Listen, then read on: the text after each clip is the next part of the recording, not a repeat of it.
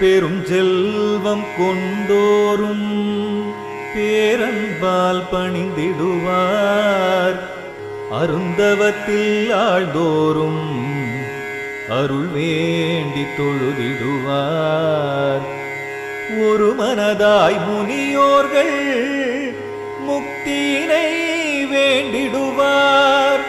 திருவடியை பணிந்தோர்க்கு வேண்டியதை தருவோனே.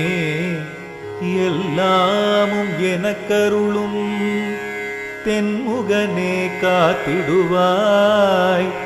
எல்லாமும் எனக்கருளும் தென்முகனே காத்திடுவாய்.